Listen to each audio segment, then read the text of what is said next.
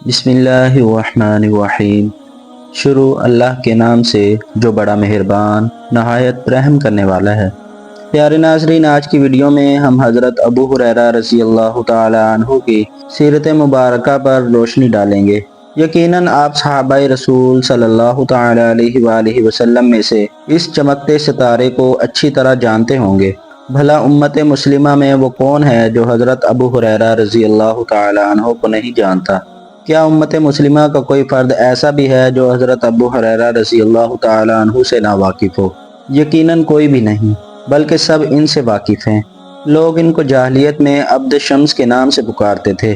جب اللہ تعالیٰ نے ان کو اسلام کی نعمت سے نوازا اور اپنے نبی صلی اللہ تعالی علیہ وآلہ وسلم کی ملاقات سے مشرف کیا تو آپ صلی اللہ تعالی علیہ وآلہ وسلم نے ان سے دریافت فرمایا، تمہارا نام کیا ہے؟ انہوں نے جواب دیا، عبد شمس۔ حضور صلی اللہ تعالی علیہ وآلہ وسلم نے ارشاد فرمایا، نہیں بلکہ تمہارا نام عبد الرحمن ہے۔ انہوں نے عرض کیا، اے اللہ کے رسول، میرے ماں باپ آپ پر قربان ہوں، آپ کا تجویز کیا ہوا نام عبد الرحمن مجھے بہت پسند ہے۔ رہی ان کی کنیت ابو ہریرہ، تو اس کی وجہ یہ ہے کہ بچپن میں ان کے پاس ایک چھوٹی بلی تھی جس کے ساتھ وہ کھیلا کرتے تھے۔ اسی وجہ سے ان کے ہم جولیوں نے انہیں ابو ہریرہ کہنا شروع کر دیا، اور بعد میں یہ کنیت اتنی مشہور ہوئی کہ ان کے نام پر غالب آ گئی۔ جب رسول اللہ صلی اللہ تعالی علیہ وآلہ وسلم کے ساتھ ان کے تعلقات استوار ہوئے تو آپ صلی اللہ تعالی علیہ وآلہ وسلم بعض اوقات ان کو پیار سے ابو ہر کہہ کر بلاتے، اسی لیے وہ خود بھی ابو ہر کو ابو ہریرہ پر ترجیح دیتے اور کہتے کہ میرے محبوب رسول اللہ صلی اللہ تعالی علیہ وآلہ وسلم مجھے اسی نام سے پکارتے تھے۔ ہریرہ کے معنی ہے چھوٹی سی بلی۔ حضرت ابو ہریرہ رضی اللہ تعالی عنہ نے حضرت طفیل بن عمر دوسی کے ہاتھ پر اسلام قبول کیا اور وہیں اپنے قبیلے میں مقیم رہے، اور 6 ہجری میں اپنے قبیلہ بنی دوس کے ایک وفد کے ساتھ بارگاہ رسالت میں حاضر ہوئے۔ ہر چیز سے قطع تعلق کر کے رسول اللہ صلی اللہ تعالی علیہ وآلہ وسلم کی خدمت اور صحبت کے لیے اپنے آپ کو وقف کر دیا۔ مسجد نبوی کو جائے قیام اپنے رہنے کی جگہ اور نبی کریم صلی اللہ تعالی علیہ وآلہ وسلم کو امام بنا لیا، کیونکہ نبی صلی اللہ تعالی علیہ وآلہ وسلم کی زندگی میں ان کی شادی نہیں ہوئی تھی، صرف ان کی بوڑھی ماں تھی جو اس وقت تک مسلمان نہیں ہوئی تھی۔ حضرت ابو ہریرہ اپنی والدہ کی محبت اور خیر خواہی کی وجہ سے برابر ان کو اسلام کی دعوت دیتے رہتے، مگر وہ ہمیشہ ان سے نفرت اور انکار کرتی رہتی۔ حضرت ابو ہریرہ ان کو ان کے حال پر چھوڑ دیتے، مگر ان کا دل غم سے پریشان ہوتا رہتا۔ ایک روز انہوں نے اپنی ماں کو اللہ اور رسول پر ایمان لانے کی دعوت دی تو انہوں نے رسول اللہ صلی اللہ تعالی علیہ وآلہ وسلم کے متعلق ایسے نازیبا الفاظ استعمال کیے جن کو سن کر حضرت ابو ہریرہ کو سخت دلی صدمہ پہنچا۔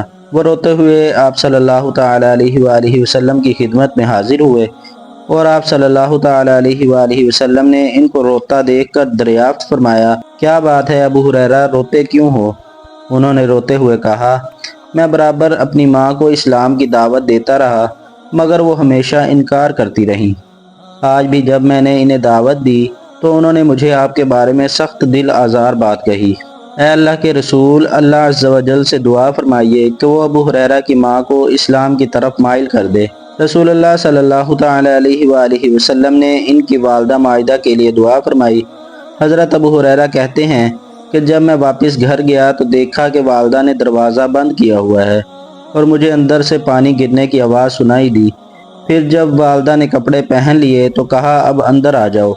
جب میں اندر گیا تو انہوں نے کہا، اشہد ان لا الہ الا اللہ و اشہد ان محمدًا عبدہ و رسولہ۔ میں اسی وقت الٹے پاؤں آنکھوں میں خوشی کے آنسو لیے آپ صلی اللہ تعالی علیہ وآلہ وسلم کی خدمت میں حاضر ہوا، جیسا کہ تھوڑی دیر پہلے غم سے آنسو بہاتا ہوا گیا تھا، اور عرض کیا، اے اللہ کے رسول، خوش ہو جائیے، اللہ تعالیٰ نے آپ کی دعا سن لی اور ابو ہریرہ کی ماں کو ہدایت دی اور انہوں نے اسلام قبول کر لیا۔ حضرت ابو ہریرہ کو رسول اللہ صلی اللہ تعالی علیہ وآلہ وسلم کے ساتھ ایسی گہری محبت تھی جو ان کے رگوں پہ میں سرایت کر چکی تھی۔ آپ کے دیدار سے کبھی ان کی آنکھیں بھرتی نہ تھیں۔ وہ کہا کرتے تھے، میں نے رسول اللہ صلی اللہ تعالی علیہ وآلہ وسلم کے چہرے سے بڑھ کر کوئی خوبصورت اور حسین چہرہ آج تک نہیں دیکھا۔ ایسا لگتا تھا جیسے سورج آپ کے چہرہ مبارک پر گردش کر رہا ہو۔ وہ ہمیشہ اللہ تعالیٰ کی اس نعمت کا شکر ادا کرتے رہتے کہ اس نے ان کو اپنے دین کے اتباع کی توفیق عطا فرمائی۔ وہ کہتے تھے، سب تعریفیں اس اللہ کے لیے ہیں جس نے ابو ہریرہ کو اسلام کی ہدایت بخشی۔ سب تعریفیں اور شکر ہے اس اللہ کے لیے جس نے ابو ہریرہ کو قرآن کا علم دیا، اور شکر و تعریف ہے اس اللہ کے لیے جس نے ابو ہریرہ کو اپنے نبی صلی اللہ تعالی علیہ وآلہ وسلم کی صحبت سے نوازا۔ حضرت ابو ہریرہ جس طرح رسول اللہ صلی اللہ تعالی علیہ وآلہ وسلم سے بے پناہ محبت کرتے تھے، اسی طرح انہیں آپ سے علم حاصل کرنے کا شوق بھی بے پناہ تھا۔ ان کی آخری تمنا اور ان کا اٹھنا بیٹھنا حصول علم کی فکر میں ہوتا تھا۔ انہوں نے اس کو اپنا روزمرہ کا معمول بلکہ اپنی زندگی کا مقصد بنا رکھا تھا۔ حضرت زید بن ثابت رضی اللہ تعالیٰ عنہ بیان کرتے ہیں، ایک روز میں، ابو ہریرہ اور میرا ایک ساتھی، تینوں آدمی مسجد نبوی میں بیٹھے ذکر و دعا میں مصروف تھے۔ اسی دوران رسول اللہ صلی اللہ تعالی علیہ وآلہ وسلم حجرہ مبارک سے تشریف لے آئے اور آ کر ہمارے ساتھ بیٹھ گئے۔ ہم سہم گئے اور خاموش ہو گئے تو آپ صلی اللہ تعالی علیہ وآلہ وسلم نے فرمایا، اپنا کام جاری رکھو۔ تب میں نے اور میرے ساتھیوں نے ابو ہریرہ سے پہلے دعا مانگی اور حضور صلی اللہ تعالی علیہ وآلہ وسلم نے ہماری دعاؤں پر آمین کہی۔ اس کے بعد ابو ہریرہ نے دعا کی، اے اللہ، میں تجھ سے وہ چیزیں بھی مانگتا ہوں جو میرے ان دونوں ساتھیوں نے مانگی ہیں، اور میں تجھ سے نہ بھولنے والا علم مانگتا ہوں۔ حضور صلی اللہ تعالی علیہ وآلہ وسلم نے ان کی دعا پر بھی آمین کہا۔ اس کے بعد ہم دونوں نے کہا کہ ہم بھی اللہ تعالیٰ سے نہ بھولنے والا علم مانگتے ہیں۔ تو رسول اللہ صلی اللہ تعالی علیہ وآلہ وسلم نے فرمایا، یہ دوسی نوجوان تم لوگوں سے بازی لے گیا۔ حضرت ابو ہریرہ رضی اللہ تعالی عنہ جس طرح علم کو اپنے لیے پسند کرتے تھے، اسی طرح دوسروں کے لیے بھی پسند کرتے تھے۔ ایک روز ان کا گزر مدینے کے بازار میں ہوا۔ وہ لوگوں کو دنیاوی مصروفیات، خرید و فروخت اور لین دین میں مشغول دیکھ کر گھبرا گئے۔ انہوں نے لوگوں کے سامنے کھڑے ہو کر فرمایا، اے اہل مدینہ، تم لوگ اس نعمت کو حاصل کرنے سے کیوں پیچھے رہ گئے؟ لوگوں نے پوچھا، ابو ہریرہ، آپ نے ہماری کون سی عاجزی اور ناکامی دیکھی؟ حضرت ابو ہریرہ نے فرمایا، حضور صلی اللہ تعالی علیہ وآلہ وسلم کی میراث تقسیم ہو رہی ہے اور تم لوگ یہاں ہو، جا کر اپنا حصہ کیوں نہیں لیتے؟ انہوں نے پوچھا، ابو ہریرہ، حضور صلی اللہ تعالی علیہ وآلہ وسلم کی میراث کہاں تقسیم ہو رہی ہے؟ حضرت ابو ہریرہ نے جواب دیا، مسجد میں۔ یہ سن کر لوگ تیزی سے مسجد کی طرف دوڑے اور حضرت ابو ہریرہ ان کے انتظار میں وہیں کھڑے رہے۔ جب ان لوگوں نے واپس آ کر ان سے کہا کہ ہم لوگ مسجد میں گئے تھے مگر وہاں تو ہم نے کوئی چیز تقسیم ہوتے ہوئے نہیں دیکھی، تو حضرت ابو ہریرہ نے فرمایا، کیا تم لوگوں نے مسجد میں کسی کو نہیں دیکھا؟ ان لوگوں نے جواب دیا، کیوں نہیں، ہم نے وہاں دیکھا کہ کچھ لوگ نماز پڑھ رہے ہیں، کچھ تلاوت قرآن میں مصروف ہیں اور کچھ لوگ حلال و حرام کے متعلق علم حاصل کر رہے ہیں۔ حضرت ابو ہریرہ نے فرمایا، تم لوگوں کا بھلا ہو، وہی تو محمد صلی اللہ تعالی علیہ وآلہ وسلم کی میراث ہے۔ حضرت ابو ہریرہ رضی اللہ تعالی عنہ اپنی بے انتہا علمی مصروفیات اور رسول اللہ صلی اللہ تعالی علیہ وآلہ وسلم کی مجلسوں کی پابندی کی وجہ سے بھوک، فاقہ کشی اور زندگی کی جو سختیاں حضرت ابو ہریرہ نے برداشت کی، شاید ہی کسی دوسرے نے برداشت کی ہوں۔ وہ اپنے متعلق بیان کرتے ہیں، مجھے اتنی شدت کی بھوک لگتی تھی کہ بھوک سے میرے پیٹ میں بل پڑنے لگتے، اور بے تاب ہو کر صحابہ اکرام میں سے کسی صاحب سے قرآن کی کسی آیت کے متعلق پوچھتا تھا، حالانکہ میں اسے اچھی طرح جانتا ہوتا، مگر میرا مقصد صرف یہ ہوتا کہ وہ میری صورتحال کو بھانپ کر اپنے ساتھ لے جائیں اور مجھے کھانا کھلا دیں۔ ایک روز تو مجھے ایسی زور کی بھوک لگی کہ میں نے اپنے پیٹ پر پتھر باندھ لیا۔ پھر میں صحابہ اکرام کے راستے پر بیٹھ گیا۔ سب سے پہلے ادھر سے ابو بکر صدیق کا گزر ہوا۔ میں نے قرآن مجید کی ایک آیت کے متعلق ان سے دریافت کیا، اور یہ سوال میں نے صرف اس لیے کیا تھا کہ وہ مجھے اپنے گھر بلائیں، مگر انہوں نے میری اس کیفیت کو نہ سمجھتے ہوئے کھانے کے لیے گھر پر نہیں بلایا۔ پھر عمر بن خطاب میری طرف سے گزرے۔ میں نے ان سے بھی ایک آیت کے بارے میں پوچھا، لیکن انہوں نے بھی مجھے کھانے کے لیے نہیں پوچھا۔ پھر حضور صلی اللہ تعالی علیہ وآلہ وسلم کا گزر ہوا۔ وہ مجھے دیکھتے ہی سمجھ گئے کہ میں بھوک سے بے حال ہوں۔ انہوں نے پیار بھرے لہجے میں فرمایا، ابو ہریرہ؟ میں نے کہا، لبیک یا رسول اللہ۔ اور پھر پیچھے پیچھے چلتا ہوا آپ صلی اللہ تعالیٰ علیہ وآلہ وسلم کے ساتھ آپ کے گھر میں داخل ہو گیا۔ وہاں آپ صلی اللہ تعالیٰ علیہ وآلہ وسلم نے ایک پیالے میں دودھ دیکھ کر گھر والوں سے دریافت فرمایا، یہ دودھ تم لوگوں کو کہاں سے ملا؟ انہوں نے فرمایا، یہ فلاں صاحب نے آپ کے واسطے بھیجا ہے۔ تب حضور صلی اللہ تعالیٰ علیہ وآلہ وسلم نے مجھ سے فرمایا، ابو ہریرہ جاؤ تم اہل صفا کو بلا لاؤ۔ میں نے دل میں سوچا، اتنے سے دودھ سے اہل صفا کا کیا بنے گا؟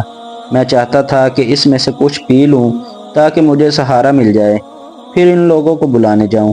بہرحال میں ان لوگوں کو بلا کر لے آیا۔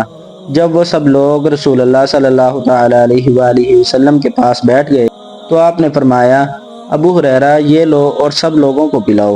میں وہ پیالہ باری باری ہر ایک کو دیتا گیا، یہاں تک کہ سب نے جی بھر کر دودھ پی لیا۔ اب میں نے پیالہ رسول اللہ صلی اللہ تعالیٰ علیہ وآلہ وسلم کے سامنے رکھ دیا۔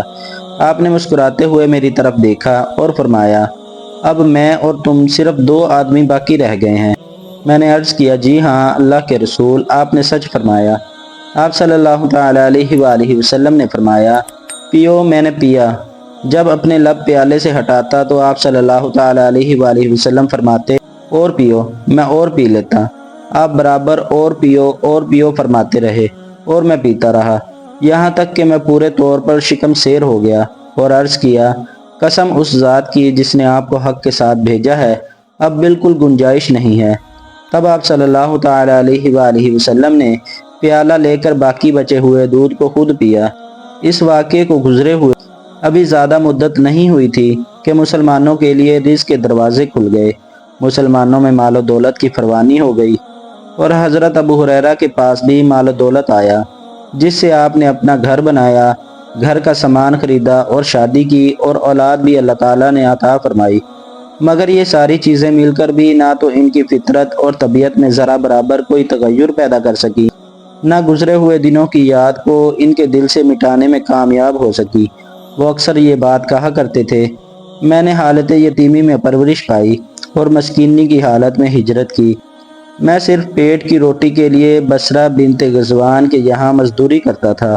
میں گھر پر رہتے ہوئے ان لوگوں کی خدمت کرتا اور سفر میں ان کے اونٹوں کو ہانکتا۔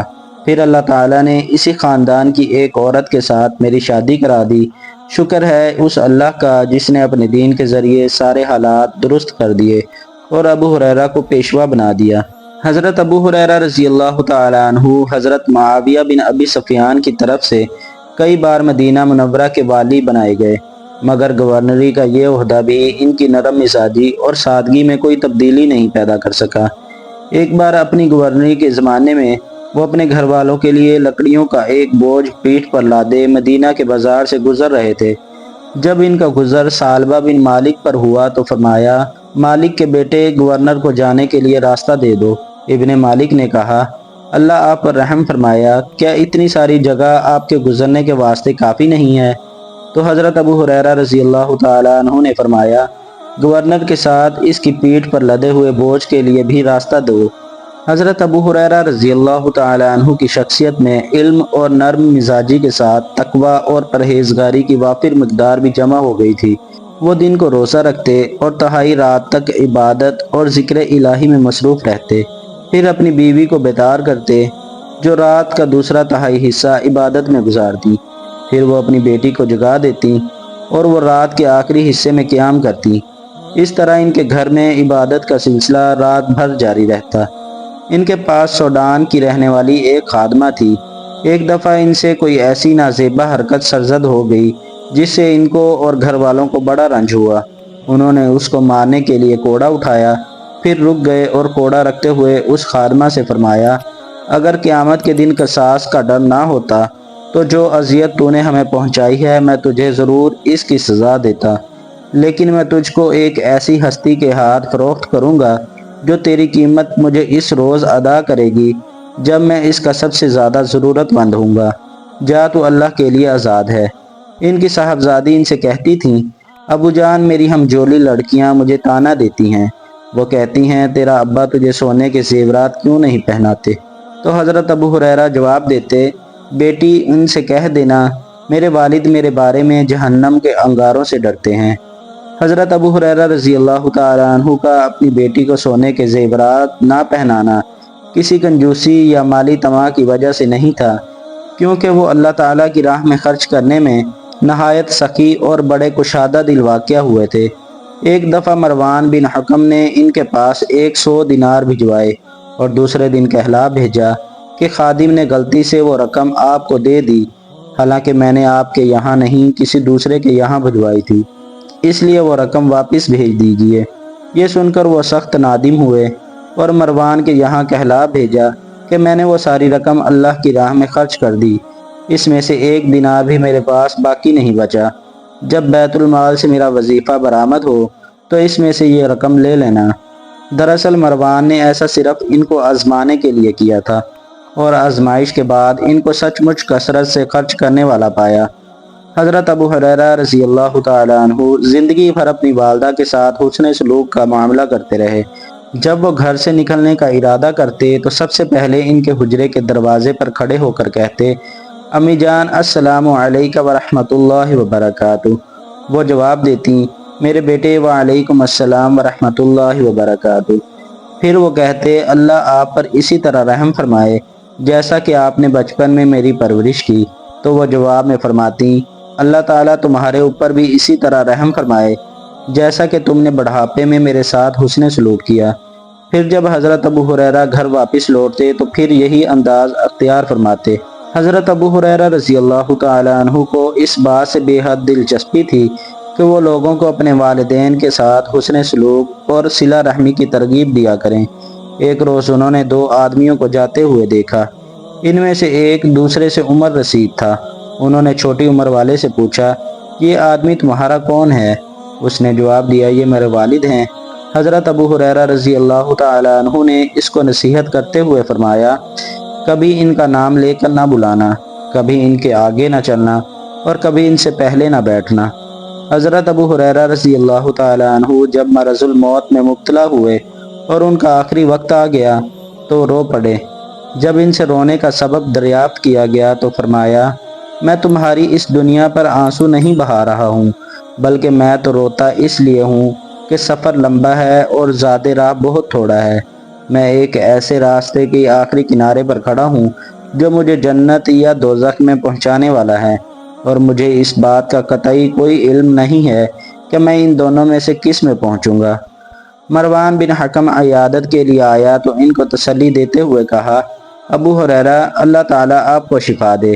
تو انہوں نے فرمایا، اے اللہ، میں آپ سے ملنے کو پسند کرتا ہوں، آپ بھی میری ملاقات کو پسند فرمائیں اور مجھے جلد اپنی زیارت نصیب فرمائیں۔ مروان بن حکم نے ابھی گھر سے باہر قدم رکھا ہی تھا کہ ان کی یہ دعا قبول ہو چکی تھی اور وہ اللہ کو پیارے ہو گئے تھے۔ اللہ تعالیٰ حضرت ابو ہریرہ رضی اللہ تعالیٰ عنہ پر اپنی رحمت کی بارش برسائے۔ انہوں نے مسلمانوں کے لیے نبی اکرم صلی اللہ تعالیٰ علیہ وآلہ وسلم کی کئی احادیث روایت کی ہیں، جن کی تعداد تقریباً 5364 بیان کی گئی ہے۔ اللہ تعالیٰ ان کو اسلام اور مسلمانوں کی طرف سے بہترین اجر عطا فرمائے۔ پیارے ناظرین، یہ بات ہمیشہ یاد رکھیے گا کہ آپ کے پاس جو بھی نعمت ہے، اگر اس نعمت کی آپ حفاظت چاہتے ہیں اور اس میں مزید ترقی چاہتے ہیں تو شکر ادا کرنا شروع کر دیجئے۔ جتنا آپ چھوٹی سی چھوٹی نعمت کا بھی شکر ادا کریں گے، اتنی وہ بڑھتی جائے گی اور اس میں اضافہ ہوتا چلا جائے گا۔ کتنے ہی پریشانی والے حالات ہوں اور ان حالات کے اندر بھی اگر کسی زاویے سے آپ دیکھیں گے تو کسی نہ کسی طرح شکر کا پہلو ضرور نظر آئے گا۔ اسی پہلو پر شکر ادا کرنے لگ جائیے۔ اللہ پاک ہم سب کو سمجھنے کی توفیق عطا فرمائے اور حضور صلی اللہ تعالیٰ علیہ وآلہ وسلم کے بتائے ہوئے راستوں پر چلنے کی توفیق عطا فرمائے، اور پیارے نبی حضرت محمد صلی اللہ تعالیٰ علیہ وآلہ وسلم اور صحابہ کرام سے بے پناہ عشق عطا فرمائے۔ آمین ثم آمین یا رب العالمین۔